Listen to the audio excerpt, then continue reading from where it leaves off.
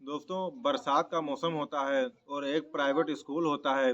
और उस private school में जो है बरसात के मौसम में जो है रिमझिम हल्की-हल्की बूँदें पड़ रही थी और उस बूँदों के दौरान ही वहाँ पर जो है पढ़ाई हो रही थी। जो वहाँ के टीचर थे वो वहाँ पर पढ़ा रहे थे और जो प्रिंसिपल साहब थे वो अपने जो है ऑफ़िस में बैठे हुए थे, का काम-धाम देख-भाल रहे थे।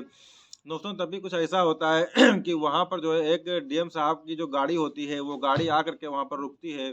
और रुकने के बाद डीएम साहब जो है उस गाड़ी से उतरते हैं और उतरने के बाद सीधा उस स्कूल में जैसे ही जाने लगते हैं, तो जो वहाँ के बच्चे होते हैं, वो जो है देखने लगते हैं और वो आश्चर्यचकित रह जाते हैं कि आखिरकार जो है एक अधिकारी यहाँ पर इस प्राइवेट स्कूल में क्यों आ रहे हैं और क्या ऐसी दिक्कत हो गई। जो वहाँ के टीचर होते हैं, वो टीचर का स्टाफ भी यही चीज़ देखने लगता है। तभी दोस्तों वो एक टीचर के पास जाते हैं और उनसे जो है प्रिंसिपल के बारे में पूछते हैं। फिर प्रिंसिपल के रूम में जाते हैं और जाने के बाद उनसे पूछते हैं कि दे एक टीचर के बारे में कुछ जानकारी वो चाहते थे और उसके बाद वो उनके पास जाते हैं और जाने के बाद उनसे कहते हैं कि दरअसल एक कमलेश नाम के एक टीचर हुआ करते थे, जिन्होंने मुझको पढ़ाया था, तो मैं उनसे मिलना चाहता हूँ। तो दोस्तों उसके बाद जो वो प्रिंसिपल साहब होते हैं, वो प्रिंसिपल साहब उनको ये पूरी की पूरी हकीकत बताते हैं और कहते हैं कि दरअसल वो तो यहाँ से रिटायरमेंट लेकर के यहाँ से काफ़ी टाइम पहले ही यहाँ से जा चुके हैं।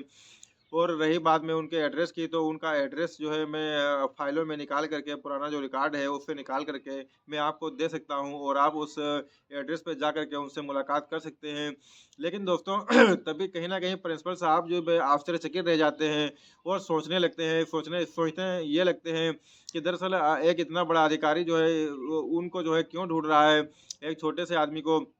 दोस्तों तभी जो है वो जो प्रिंसिपल साहब होते हैं उनसे रहा नहीं जाता है और वो डीएम साहब से पूछ लेते हैं, कहते हैं कि सर जो है आपसे मैं ये जानना चाहता हूँ कि आखिर आप उनसे क्यों मिलना चाहते हैं? दोस्तों तभी वो डीएम साहब कहते हैं कि दरअसल जो है उनके ₹100 बकाए थे और वो ₹100 जो है उनको देना है, इसीलिए मैं उनसे मिलना चाहता हूँ। दोस्तों आखिर जो है ये ₹100 की क्या कहानी थी? उसके बाद वो प्रिंसिपल साहब इस कहानी को जानने के लिए और भी उत्सुक हो जाते हैं, उनके अंदर ये जिज्ञासा जागती है कि आखिर ये ₹100 के पीछे राज क्या है? वो उस राज के बारे में भी जानना चाहते थे। दोस्तों जैसे ही वो उनसे डीएम साहब से कहते हैं कि आखिर इस ₹100 के पीछे जो है क्या राज है? दोस्तों उसके बाद डीएम साहब उस कुर्सी पर बैठ जाते हैं और बैठने के बाद वो उनको अपनी पूरी की पूरी हकीकत, अपनी पूरी जो वाकया उनके साथ हादसा हुआ था, वो बताने लगते हैं। और वो बताते हैं, कहते हैं कि दरअसल जो हमारे टीचर हुआ करते थे कमलेश, वो हमको बहुत ही अच्छी तरीके से पढ़ाते-लिखाते थे। तो एक दिन ऐसा होता है कि उन्होंने एक टास्क दिया हुआ था और सभी बच्चों से कहा था कि अगर सब मैं सबको जो है 1-1 रुपया अगर दे दूँ, तो आप लोग उन पैसों का क्या करेंगे? तभी दोस्तों सभी लोग जो है उसमें अपनी-अपनी राय रखते हैं, अपना-अपना मशवरा रखते हैं और कहते हैं, कुछ लोग कहते हैं चॉकलेट खरीदेंगे, कुछ लोग कहते हैं कोई सामान खरीदेंगे, कुछ लोग कोई सामान खरीदेंगे। लेकिन तभी जब हमसे पूछा जाता है, तो हम बताते हैं कि दरअसल हम उन पैसों का जो है अपनी माँ के लिए एक ऐसा सामान लेकर के आएँगे, यानी कि अपनी माँ के लिए एक चश्मा लेकर के आएँगे, जिस चश्मे की वज़ह से, क्योंकि हमारी माँ बूढ़ी हो चली है और उनको अब थोड़ा धुंधला-सा दिखाई देने लगा है और वो जो है लोगों के कपड़े सिल करके जो है गुज़र-बसर करती हैं, जिसकी वज़ह से जो है वो सुई उनके हाथ में चुभ जाया करती है, इसलिए मैं उनके लिए एक चश्मा लूँगा। दोस्तों उसके बाद वो जो टीचर होते हैं कमलेश सर, वो उनके पास आते हैं और आने के बाद उनसे कहते हैं कि बेटा आखिर जो है जो चश्मा है वो चश्मा तो तुम्हारे पिताजी भी तुम्हारी माँ के लिए ला सकते हैं, तो तुम ही इन पैसों का चश्मा क्यों लाओगे? दोस्तों उसके बाद वो जो है बताने लगते हैं डीएम साहब और कहते हैं कि दरअसल हमारे पिताजी को गुजरे हुए जो है बचपन में ही वो गुजर गए थे और उसके बाद में हमारी माँ ने ही हमारा लालन-पालन किया है, हमारा पोषण किया है। और दूसरों के घरों में रह करके उन्होंने जो है बर्तन माँजे हैं, दूसरों के घरों में रह कर के काम किया है और वहाँ से जो भी कुछ पैसा मिल पाता था, उस पैसे से वो हमको पढ़ाती थीं, लिखाती थी और साथ में घर का खर्चा भी किया करती थीं। इस तरीके से जो है हमारी ज़िंदगी जो है धीरे-धीरे आगे बढ़ती है और उसकी इस बात को सुन कर के जो कमलेश सर होते हैं, वो बहुत ही ज़्यादा भावुक हो जाते हैं और उनकी आँखों से जो है आँसू टपकने लगते हैं और वो सोचते हैं कि वाक़ई में इतनी दर्द भरी कहानी है इसकी। दोस्तों उसके बाद वो ₹1 का वादा करते हैं, लेकिन वो ₹100 निकाल कर के उसको देते हैं और कहते हैं ये ₹100 आप अपनी जेब में रख लीजिए और ₹1 तो वो है जो मैंने इनाम देने के लिए कहा था और बाकी के पैसे ये वो हैं, जो कभी अगर तुम्हारे पास हों तो लौटा देना, वैसे कोई बात नहीं है। दोस्तों उसके बाद वो उन पैसों को लेता है और लेने के बाद जो है वो चला जाता है अपने घर पर और अपनी माँ के लिए वो चश्मा लेकर के आता है, जिससे कि वो अच्छी तरीके से सिलाई कर सकें और उनके हाथ में सुई ना चुभे। इसके बाद जो है बाकी के जो पैसे होते हैं, उन पैसों से वो अपनी पढ़ाई-लिखाई को जो है जारी रखता है और जो है जो उच्च शिक्षा है, उस उच्च शिक्षा को हासिल करता है और इतनी मेहनत और लगन से पढ़ाई करता है कि एक दिन दोस्तों वो कलेक्टर बन जाता है। और कलेक्टर बनने के बाद वो जो उसके दिमाग में वही चीज़ आ रही थी, क्योंकि उन्हीं 100 रुपयों की वजह से जो है वो कलेक्टर बन पाया था, जिस टीचर ने उसका जो है बचपने में बहुत ही ज़्यादा साथ दिया था। दोस्तों अब उसके बाद उसका भी कहीं न कहीं ये फ़र्ज़ बनता था कि आखिरकार जो है इस तरीके की जो है उनसे जो है मुलाकात की जाए, तभी वो 100 रुपए देने के लिए यहाँ पर आया हुआ था। अब जब पूरी इस दास्तान को प्रिंसिपल साहब सुनते हैं, तो प्रिंसिपल साहब सुनने के बाद भी वो बहुत ज़्यादा भावुक हो जाते हैं और भावुक होने के बाद अपने चपरासी को ये आदेश देते हैं कि जल्दी से उनके जो है कमलेश नाम के जो टीचर थे, उनकी जो फ़ाइल है, प पुराना जो रिकॉर्ड है, उस रिकॉर्ड को निकाल कर के डीएम साहब को जो है दे दो, ताकि ये उनके एड्रेस पर पहुँच सकें। दोस्तों उसके बाद उनका जो है एड्रेस दिया जाता है और वो तुरंत एड्रेस लेते हैं और लेने के बाद अपनी गाड़ी में बैठते हैं और बैठने के बाद जो है तुरंत उस एड्रेस पर जाते हैं, जो एड्रेस उनको वहाँ से मिला था। लेकिन दोस्तों वहाँ पर जाने के बाद ये पता चलता है कि दरअसल वो ये अपना रिहायशी जो मकान था वो छोड़ कर के चले गए हैं और कहीं दूसरी जगह पर शहर में जा कर के शिफ्ट हो गए हैं। लेकिन जो कुछ आस-पड़ोस के पड़ोसी होते हैं, वो उनको जो है वहाँ का भी एड्रेस दे देते हैं और वो जो है डीएम साहब उस एड्रेस को लेकर के वो उस शहर के पते पर चले जाते हैं ढूँढने के लिए उनको। और जब वहाँ पर जाते हैं तो दोस्तों वो घर उनको मिल जाता है और मिलने के बाद वो डोरबेल बजाते हैं और आवाज़ भी देते हैं। उसके बाद आवाज़ देने के बाद उस घर से एक लड़का निकलता है और जब लड़का निकलता है तो वो कहते हैं कि दरअसल हमें जो है कमलेश सर से मिलना है,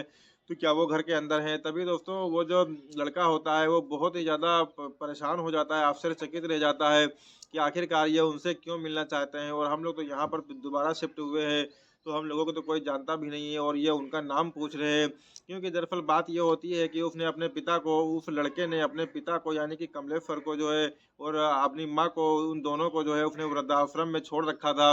उसके बाद वो डीएम साहब से पूछने लगता है कि आखिर आप उनसे क्यों मिलना चाहते हो और आपका ऐसा कौन-सा काम है जो उन्हीं से मिलना है? दोस्तों तभी जो है वो बताने लगते हैं कि दरअसल जो है मैंने 100 रुपए उनसे उधार लिए थे और वो पैसे उनको देना है। तभी वो कहने लगता है कि आपके ऊपर जो भी कर्ज़ा है वो आप हमें दे दीजिए और मैं उनसे बता दूँगा। लेकिन डीएम साहब जो है उनसे मिलने की जो है ज़िद करने लगते हैं। ज़िद करने के बाद जो है वो उनका एड्रेस देता है और बताता है कि दरअसल वो वृद्धाश्रम में रहते हैं। दोस्तों उसके बाद वो उस वृद्धाश्रम के एड्रेस पर पहुँच जाते हैं और जाने के बाद वहाँ पर अपनी जो कागज़ी कार्रवाई होती है वो पूरी करने के बाद अंदर पहुँचते हैं और अंदर पहुँचने के बाद वो जाकर के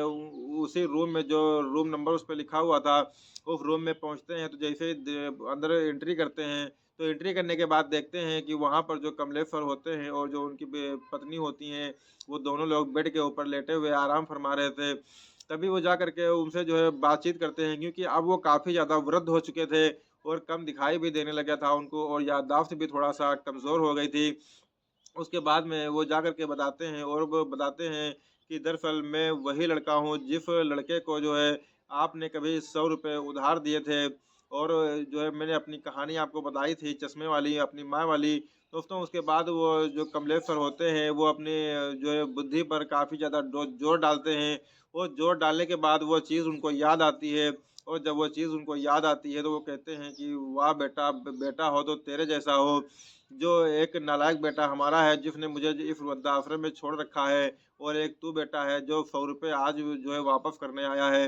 दोस्तों उसके बाद वो बहुत ज़्यादा भावुक हो जाते हैं और उसको लिपट करके रोने लगते हैं। उसके बाद पूछते हैं, "बेटा आजकल तू क्या कर रहा है?" तो वो कहने लगता है, कहता है कि दरअसल पिताजी मास्टर साहब जो है अब मैं जो है कलेक्टर बन चुका हूँ, क्योंकि मैंने बहुत ही ज़्यादा मेहनत से पढ़ाई-लिखाई की थी और पढ़ाई-लिखाई करने के बाद अब मैं कलेक्टर बन चुका हूँ। दोस्तों उसके बाद वो बहुत ही ज़्यादा खुश हो जाते हैं और उनकी आँखों से फिर से जो है खुशी के आँसू टपकने लगते हैं और वो अपना हाथ उसकी पीठ पर रख कर के जो है थपथपाने लगते हैं और कहते हैं, "वाह बेटा वाह! तभी दोस्तों इन दोनों के बीच में कुछ बातचीत होती है और बातचीत होने के बाद तुरंत जो है कलेक्टर साहब खड़े हो जाते हैं और उनसे कहते हैं कि दरअसल आप अपना सामान पैक कर लीजिए। तभी वो पूछने लगते हैं कि क्या आप जो है सामान पैक करके क्या करेंगे? तो वो कहते हैं कि आप हमारे घर चलेंगे और वहीं पर रहेंगे। तो वो कहते हैं नहीं बेटा हम यहीं पर ठीक है, लेकिन वो ज़बरदस्ती करके उनका सामान पैक करा के और जो है कागज़ी कार्रवाई पूरी करके वो वहाँ से उनको लेकर के अपने घर पर चले जाते हैं। वहाँ पर उनके बच्चे होते हैं, उनसे बच्चों से तारुफ़ करवाते हैं और कहते हैं कि आज से तुम्हारे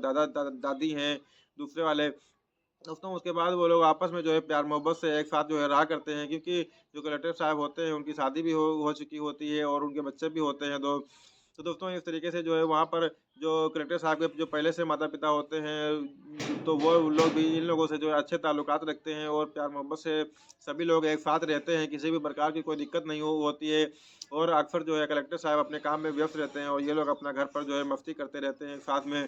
दोस्तों कुछ दिन के बाद ऐसा होता है कि उधर जो उनका लड़का होता है कमलेश्वर का, दोस्तों उसके जो कारोबार था, जो भी था उसका जो भी उसके पास था वो सब जो है गड़बड़ हो जाता है। और गड़बड़ होने के बाद कोई एक आदमी जो है उसके ऊपर कुछ गलत आरोप लगवा देता है और आरोप लगने के बाद वो सीधा जेल जाने वाला होता है। तभी उसको जो है इस बात की याद आती है कि हमारे पिताजी जो वृद्धाश्रम में हम उनको छोड़ कर के आए थे, वो कहीं न कहीं अब कलेक्टर साहब के घर में रह रहे हैं।